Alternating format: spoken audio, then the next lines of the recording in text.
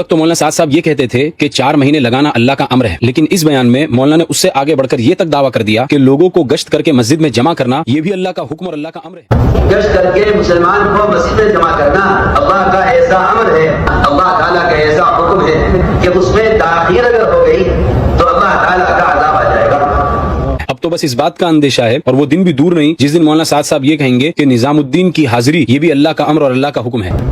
آپ جو گستاخ کام سمجھ کر اہمیت دیجیے، میں آپ کو ایک حدیث سنا، کسی آپ کو پتہ چلے گا کہ یہ مستحب ہے یا فرض ہے۔ ثابت کرتے ہیں کہ مولانا سعد صاحب نے کس طرح اللہ کا نام لے کر جھوٹ بولا، آپ صلی اللہ علیہ وسلم کا نام لے کر جھوٹ بولا اور حضرت عیسیٰ علیہ السلام اور یحییٰ علیہ السلام کے نام سے بھی جھوٹ بیانی کی ہے۔ انشاءاللہ دین محمدی صلی اللہ علیہ وسلم کے اندر بدعت کی ملاوٹ ہونے نہیں دیں گے۔ وَلَوْ كَانَ بَعْضُكُمْ لِبَعْضٍ ظَهِيرًا حَامِدًا وَمُصَلِّيًا وَمُسَلِّمًا۔ جیسا کہ آپ نے سنا ابھی امریکہ کے اندر جون 2025 میں جو اجتماع ہوا اس میں مولانا سعد صاحب نے یہ بیان دیا، اور اس بیان کی لنک میں ڈسکرپشن باکس میں بھی ڈال رہا ہوں تاکہ لوگوں کو یہ شکایت نہ رہے کہ میں مولانا سعد صاحب کی چھوٹی چھوٹی کلپس کاٹ کر غلط انداز سے اس کو پیش کرتا ہوں۔ تو جس کا دل چاہے وہ ڈسکرپشن باکس سے اس لنک کو کھول کر تسلی کر لے اور مکمل بیان سنے تاکہ سیاق و سباق بھی پتہ چلے۔ اور اس بیان کو اپلوڈ بھی دلی مرکز ولاگز نامی ایک چینل نے کیا ہے۔ اس بیان میں مولانا سعد صاحب نے بہت سی باتیں غلط کہیں جس کا رد میں آلریڈی اپنی پرانی ویڈیوز میں کر چکا ہوں۔ اب تک تو مولانا سعد صاحب یہ کہتے تھے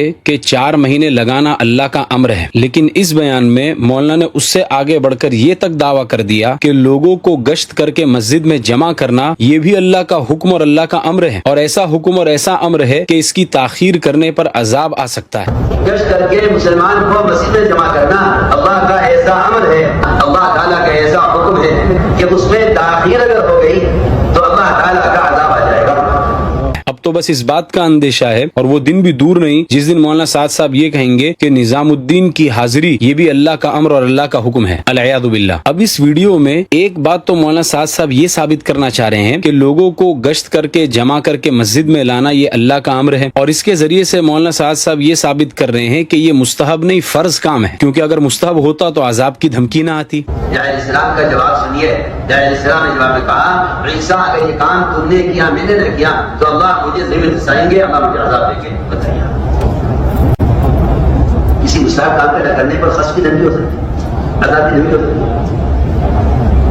عذاب اور خصم کا عذاب آپ جو مستحب کام سمجھ کر اہمیت دیجیے، جبکہ یہ بات قرآن حدیث سے بالکل بھی ثابت نہیں ہے۔ اس ویڈیو کے اندر میں آپ کو یہ دکھاؤں گا اور مکمل دلائل اور پروفز کے ساتھ دکھاؤں گا کہ کس طرح مولانا سعد صاحب اپنی بدعت کو ثابت کرنے کے لیے حدیث میں چپکے سے جھوٹ ملاتے ہیں۔ دیکھو ایک بات پہلے سمجھنا بہت امپورٹنٹ ہے کہ مولانا سعد صاحب جو حدیث بیان کر رہے ہیں اس حدیث سے کیا ثابت کرنا چاہتے ہیں اور کس مسئلے پر استدلال کر رہے ہیں۔ جب آپ یہ بات سمجھیں گے تب آپ کو سمجھ میں آئے گا کہ مولانا سعد صاحب نے کس طرح جھوٹ حدیث میں ملایا ہے۔ تو پہلے یہ سمجھیے کہ مولانا سعد صاحب اس حدیث سے کیا ثابت کرنا چاہ رہے ہیں۔ مولانا سعد صاحب اس حدیث سے اپنے 2 دعووں پر استدلال کرنا چاہ رہے ہیں۔ دعویٰ نمبر 1 کہ اللہ تعالیٰ نے یحییٰ علیہ السلام کو حکم دیا کہ لوگوں کو مسجد میں جمع کریں۔ اللہ نے حکم دیا علیہ السلام کو، خود یہاں سے نبوی روایت ہے، یحییٰ بنی اسرائیل کو مسجد میں جمع کرو، اور مسجد میں جمع کر کے آپ انہیں مسجد میں یہ 5 باتیں سکھلائیں۔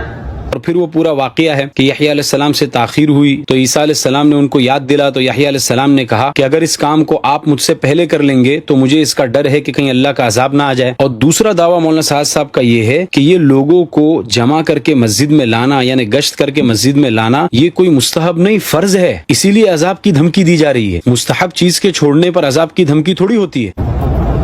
کسی مستحب کام پیدا کرنے پر خصم کی دھمکی ہو سکتی ہے، عذاب کی دھمکی ہو سکتی ہے۔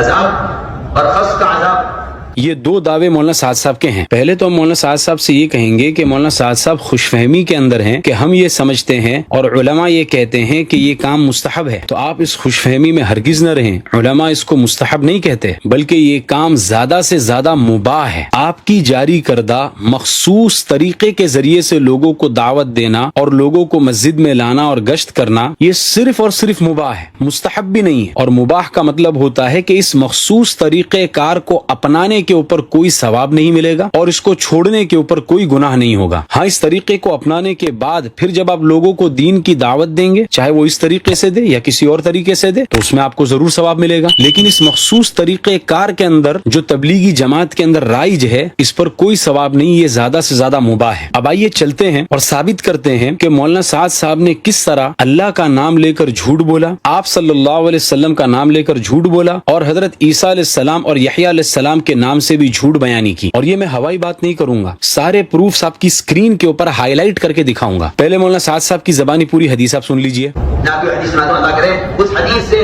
हर मुसलमान को ये बात मालूम हो जाए, गश्त करके मुसलमान को मस्जिद में जमा करना अल्लाह का ऐसा अमर है, अल्लाह ताला का ऐसा हुक्म है कि उसमें दाखिल अगर हो गई तो अल्लाह ताला का अज़ाब आ जाएगा।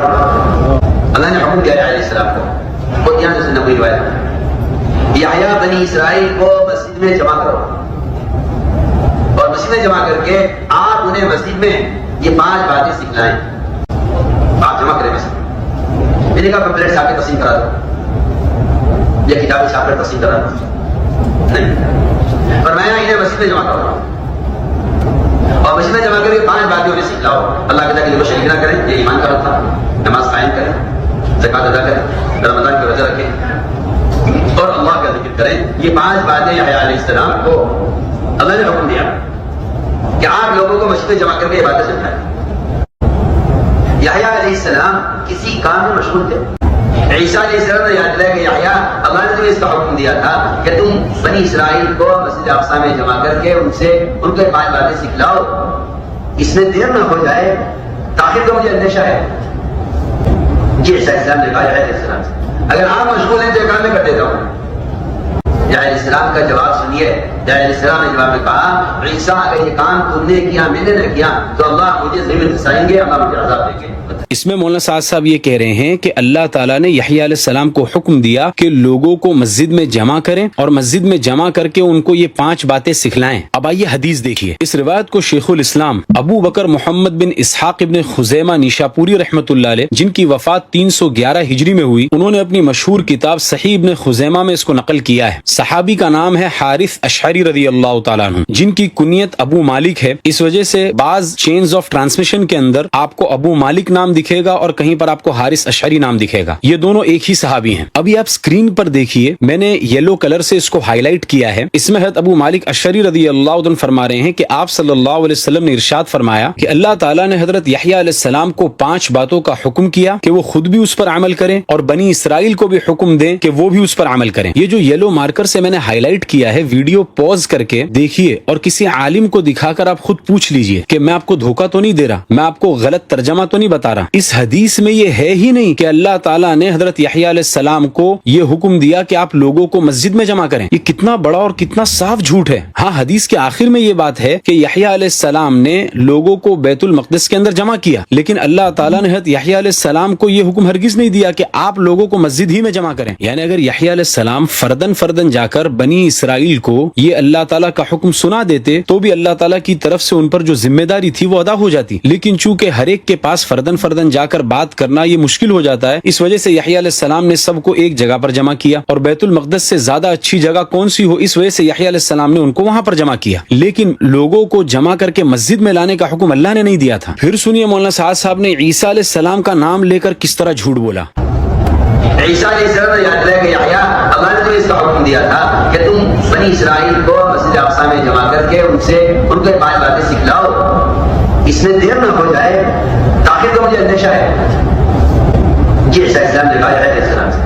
हालांकि आप हदीस के अंदर देखिए कि ईसा अलैहिस्सलाम ने भी वही कलिमात दोहराए जो ऊपर मैंने येलो मार्कर से हाईलाइट किए हैं। हज़रत ईसा अलैहिस्सलाम ने भी यहया अलैहिस्सलाम को ये नहीं कहा कि अल्लाह ताला ने आपको ये हुक्म दिया है कि आप लोगों को मस्जिद में जमा करें। और यहया अलैहिस्सलाम ने जो ये अंदेशा जाहिर किया था कि कहीं अल्लाह का अजाब ना आ जाए, वो इस वजह से नहीं था कि गश्त करके लोगों को मस्जिद में जमा करने के अंदर ताखीर हो गई, इस वजह से कहीं अल्लाह का अजाब ना आ जाए। नहीं, वो इस वजह से था कि अल्लाह ताला ने जिन 5 अहकामात पहुंचाने का यहया السلام کو حکم دیا تھا ان احکامات کو پہنچانے میں تاخیر ہوئی تھی، یہ نہیں کہ لوگوں کو مسجد میں جمع کرنے میں تاخیر ہوئی تھی۔ اور مولانا سعد صاحب کو سنیے کہ وہ اس حدیث کو لوگوں کو گشت کر کے مسجد میں لانے سے جوڑ رہے ہیں، اور پھر یہ بھی کہہ رہے ہیں اور پھر یہ بھی پوچھ رہے ہیں کہ بتاؤ مستحب کے چھوڑنے پر عذاب کی دھمکی ہوتی ہے؟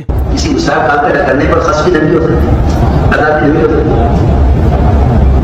عذاب اور خاص کا عذاب یہ ہوئی ایک کتاب۔ میں فقط ایک کتاب پر اکتفا نہیں کروں گا، ورنہ مولانا سعد صاحب کا دفاع کرنے والے کہیں گے کہ ایک کتاب دکھا دی باقی کتابیں چھپا دی۔ میں کم سے کم 20 کتابوں سے آپ کو دکھاؤں گا اور یہ ثابت کروں گا کہ کسی بھی کتاب کے اندر مسجد کا ذکر ہی نہیں ہے کہ اللہ تعالیٰ نے یہ حکم دیا ہو کہ آپ لوگوں کو مسجد میں لا کر جمع کریں۔ یہ دیکھیں دوسری کتاب، امام احمد بن محمد بن حنبل شیبانی جن کی وفات 241 ہجری میں ہوئی، انہوں نے بھی اپنی مسند کے اندر اس روایت کو نقل کیا ہے۔ یہاں پر بھی دیکھیے اللہ نے جو حکم دیا ہے یحییٰ علیہ السلام کو، اس میں مسجد میں جمع کرنے کا کوئی ذکر نہیں ہے۔ تیسری کتاب امام محمد بن حبان البستی رحمۃ اللہ علیہ جن کی وفات 354 ہجری میں ہوئی، انہوں نے اپنی کتاب صحیح ابن حبان کے اندر بھی اس روایت کو نقل کیا ہے، یہاں پر بھی مسجد کا کوئی ذکر نہیں ہے۔ چوتھی کتاب امام ابو عیسیٰ ترمذی جن کی وفات 279 ہجری میں ہوئی، انہوں نے بھی اپنی سنن کے اندر اس روایت کو نقل کیا ہے، یہاں پر بھی مسجد کا کوئی ذکر نہیں ہے۔ پانچویں کتاب امام حاکم نیشاپوری رحمۃ اللہ علیہ جن کی وفات 405 ہجری میں ہوئی، انہوں نے اپنی مستدرک کے اندر المستدرک علی الصحیحین کے اندر اس روایت کو نقل کیا ہے، اور یہاں پر بھی ایسا کچھ نہیں ہے کہ اللہ تعالیٰ نے یحییٰ علیہ السلام کو یہ حکم دیا کہ آپ لوگوں کو مسجد میں جمع کریں۔ چھٹی کتاب المستخرج علی المستدرک امام زین الدین عراقی جن کی وفات 806 ہجری میں ہوئی، انہوں نے مستدرک علی الصحیحین کے اوپر استخراج کیا ہے، انہوں نے بھی اس روایت کو نقل کیا ہے، لیکن یہاں بھی مسجد کا کوئی ذکر نہیں ہے۔ ساتویں کتاب اطراف المسند المعتلی باطراف المسند الحنبلی، یہ حافظ ابن حجر اسقلانی رحمۃ اللہ علیہ کی کتاب ہے جن کی وفات 852 ہجری میں ہوئی، اس کتاب میں جو روایت ہے اس میں بھی مسجد کا ذکر نہیں ہے۔ آٹھویں کتاب تعظیم و قدر الصلاۃ امام محمد بن نصر المروزی کی جن کی وفات 294 ہجری میں ہوئی، انہوں نے بھی اپنی کتاب کے اندر اس روایت کو نقل کیا ہے، لیکن اس روایت میں بھی یہ ذکر نہیں ہے کہ اللہ تعالیٰ نے یحییٰ علیہ السلام کو یہ حکم دیا ہو کہ لوگوں کو مسجد ہی میں جمع کریں۔ نویں کتاب ہے معجم الصحابہ للامام عبد الباقی ابن القانع، ان کی وفات 351 ہجری میں ہوئی، اور انہوں نے جو روایت نقل کی ہے اس میں بھی یہ ذکر نہیں ہے۔ 10ویں کتاب جامع الاحادیث جس کو امام جلال الدین سیوطی نے جمع کیا ہے، جن کی وفات 911 ہجری میں ہوئی، ان کی کتاب میں جو روایت ہے اس میں بھی ایسا کچھ نہیں ہے۔ 11ویں کتاب ہے التمہید علامہ ابن عبد البر رحمۃ اللہ علیہ جن کی وفات 463 ہجری میں ہوئی، انہوں نے جو روایت نقل کی ہے یہاں پر بھی ایسا کچھ نہیں ہے کہ اللہ تعالیٰ نے یحییٰ علیہ السلام کو یہ حکم دیا کہ آپ لوگوں کو مسجد میں جمع کریں۔ 12ویں کتاب المعجم الکبیر للطبرانی امام سلیمان بن احمد طبرانی جن کی وفات 360 ہجری میں ہوئی، ان کی کتاب میں بھی اس طرح کوئی ذکر نہیں ہے۔ 13ویں کتاب مسند ابو یعلا الموصلی امام ابو یعلا جن کی وفات 307 ہجری میں ہوئی، ان کی مسند کے اندر بھی یہ روایت موجود ہے، لیکن اس میں بھی مولانا سعد صاحب والی بات نہیں ہے۔ 14ویں نمبر کی کتاب تاریخ دمشق ابو القاسم امام ابن عساکر رحمۃ اللہ علیہ جن کی وفات 571 ہجری میں ہوئی، انہوں نے بھی اس روایت کو اپنی کتاب کے اندر نقل کیا، لیکن یہاں پر بھی ایسا کچھ نہیں ہے۔ 15ویں نمبر کی کتاب فتح الباری علامہ ابن رجب حنبلی رحمۃ اللہ علیہ جن کی وفات 795 ہجری میں ہوئی، ان کی کتاب کے اندر بھی مولانا سعد صاحب والی بات نہیں ہے۔ نمبر 16 شرح السنہ امام ابو محمد فرہ بغوی رحمۃ اللہ علیہ جن کی وفات 516 ہجری میں ہوئی، انہوں نے بھی اس روایت کو اپنی کتاب کے اندر نقل کیا ہے، لیکن یہاں بھی ایسی کوئی بات نہیں ہے کہ اللہ تعالیٰ نے یحییٰ علیہ السلام کو یہ حکم دیا کہ لوگوں کو مسجد میں جمع کرو، اور یحییٰ علیہ السلام سے تاخیر ہونے کی وجہ سے یحییٰ علیہ السلام عیسیٰ علیہ السلام سے یہ کہہ رہے ہوں کہ اگر میں نے لوگوں کو مسجد میں جمع کرنے سے تاخیر کر دی تو مجھے ڈر ہے کہ اللہ کا عذاب آ جائے۔ نمبر 17 ابن سعد کی الطبقات الکبریٰ، یہاں پر بھی یہ روایت موجود ہے لیکن یہاں پر بھی اس کا کوئی تذکرہ نہیں۔ نمبر 18 البدایہ والنہایہ، یہ حافظ عماد الدین ابو الفدا ابن کثیر رحمۃ اللہ علیہ جو بہت بڑے مفسر ہے، یہ ان کی کتاب ہے، انہوں نے بھی اپنی کتاب کے اندر اس روایت کو نقل کیا ہے، لیکن یہاں پر بھی مولانا سعد صاحب نے جو جھوٹ ملایا ہے وہ اس حدیث کے اندر بھی موجود نہیں ہے۔ نمبر 19 مسند ابو داؤد الطیالسی امام ابو داؤد طیالسی کی مسند، یہاں پر بھی یہ روایت موجود ہے لیکن یہاں پر بھی اس کا کوئی تذکرہ نہیں ہے۔ اور نمبر 20 پر امام معمر بن راشد کی جامع، یہ معمر بن راشد امام زہری کے مشہور اصحاب میں تھے، ان کی جمع کردہ احادیث ہے، اس میں بھی یہ حدیث موجود ہے جامع کے اندر، لیکن یہاں پر بھی یہ بات نہیں ہے کہ اللہ تعالیٰ نے یحییٰ علیہ السلام کو یہ حکم دیا کہ بنی اسرائیل کو آپ مسجد میں جمع کریں، اور نہ یہ بات ہے کہ عیسیٰ علیہ السلام یحییٰ علیہ السلام کو کہہ رہے ہیں کہ اللہ نے آپ کو یہ حکم دیا ہے کہ آپ لوگوں کو مسجد میں جمع کریں۔ یہ حدیث کی کل 20 کتابوں سے میں نے آپ کو حوالے دکھا دیے، ایک دو نہیں 20 حدیث کی کتابیں میں نے آپ کو کھول کر آپ کی اسکرین کے اوپر اس کے اسکرین شاٹس دکھا دیے، کسی ایک کتاب میں بھی یہ بات نہیں ہے، اور یہ صرف 20 کتابیں ہیں، ولدینا مزید، ہمارے پاس اور بھی حوالے ہیں لیکن ویڈیو کے لمبا ہونے کی وجہ سے میں اسی پر اکتفا کر رہا ہوں۔ اب مولانا سعد صاحب سے ہمارا سیدھا سا سوال یہ ہے کہ کیوں انہوں نے آپ صلی اللہ علیہ وسلم کی حدیث کے اندر جھوٹ ملا کر لوگوں کو سنایا؟ اور کیوں اللہ کا نام لے کر جھوٹ بولا کہ اللہ نے اس طرح کہا؟ اور کیوں عیسیٰ علیہ السلام کا نام لے کر جھوٹ بولا کہ عیسیٰ علیہ السلام نے اس طرح کہا؟ اس لیے ہم یہ کہتے ہیں کہ مولانا سعد صاحب نے جو یہ کہا ہے کہ اللہ نے یحییٰ علیہ السلام کو حکم دیا کہ آپ لوگوں کو مسجد میں جمع کریں، اللہ نے حکم دیا علیہ السلام کو، خود یہاں سے نبوی روایت ہے، یحییٰ بنی اسرائیل کو مسجد میں جمع کرو۔ یہ مولانا سعد صاحب نے اللہ کے نام پر جھوٹ بولا ہے۔ اللہ نے ہرگز یہ حکم نہیں دیا یحییٰ علیہ السلام کو کہ آپ بنی اسرائیل کو مسجد میں جمع کریں۔ پھر آپ صلی اللہ علیہ وسلم کی حدیث میں جھوٹ بولنے کا گناہ کتنا خطرناک ہے۔ حضرت عیسیٰ علیہ السلام کا نام لے کر بھی جھوٹ بولا، تو مولانا سعد صاحب نے اللہ کا نام لے کر اور تین نبیوں کا نام لے کر جھوٹ بولا، جس میں خود سید الانبیاء حضرت محمد صلی اللہ علیہ وسلم بھی تھے۔ لیکن میں یہ چاہتا ہوں کہ آپ اس جھوٹ پر اٹک نہ جائیں، بلکہ اس سے آگے بڑھ کر میں آپ کو اس طرف متوجہ کرنا چاہتا ہوں کہ مولانا نے یہ جھوٹ کیوں بولا اور وہ وجہ کیا ہے جس کی وجہ سے مولانا سعد صاحب نے اللہ تعالیٰ اور 3 نبیوں کا نام لے کر جھوٹ بولا۔ The reason behind that monstrous lie، اور وہ وجہ یہ ہے کہ مولانا سعد صاحب اپنے جاری کیے ہوئے ایک مخصوص طریقے کو، ایک خاص ترتیب کو، مولانا الیاس صاحب رحمۃ اللہ علیہ کی ایک مخصوص جو ترتیب رائج ہے، اس کو مولانا سعد صاحب دین محمدی بنا دینا چاہتے ہیں۔ اپنی محدث اور نئی ایجاد کی ہوئی ترتیب کو دین اسلام کے ساتھ ملا دینا چاہتے ہیں، دین اسلام کا حصہ بنا دینا چاہتے ہیں۔ اسی کو تو بدعت کہتے ہیں۔ اور بدعت کیا ہوتی ہے؟ لیکن اللہ کی قسم، جب تک علماء دیوبند زندہ ہیں تب تک آپ اپنی ان بدعتوں کے اندر ہرگز کامیاب نہیں ہو سکتے۔ ایک جھوٹ کو ہم کھول کر بیان کریں گے انشاءاللہ۔ آپ لگاتے رہیے ہم پر الزام کہ ہم حسد کر رہے ہیں اور ہم پیسہ کمانے کے لیے ویڈیو بنا رہے ہیں۔ جتنے الزام لگانا ہو لگا دیجئے، جتنی گالیاں دینا ہو دے دیجئے، جتنی ملامت کرنا ہو کیجئے، لیکن جب تک ہم زندہ ہیں انشاءاللہ دین محمدی صلی اللہ علیہ وسلم کے اندر بدعت کی ملاوٹ ہونے نہیں دیں گے۔ وَلَوْ كَانَ بَعْضُكُمْ لِبَعْضٍ ظَهِيرًا۔ پھر اس کے اوپر آپ یہ کہتے ہیں کہ میں آپ سے خفا ہوں، آپ میری بات کیوں نہیں سمجھتے ہو؟ میری بات کیوں نہیں سمجھتے ہو؟ آپ حدیث کے اندر جھوٹ بول رہے ہیں، اپنی بدعت ثابت کرنے کے لیے حدیث کے اندر جان بوجھ کر جھوٹ ملا کر لوگوں کو سنا رہے ہیں۔ کیسے ہم آپ کی بات کو مان لیں اور کس طرح ہم آپ کی بات کو سمجھ لیں؟ ذالک ذکریٰ للذاکرین، یہ نصیحت ہے نصیحت ماننے والوں کے لیے۔ ھذا وصلی اللہ علیہ وسلم۔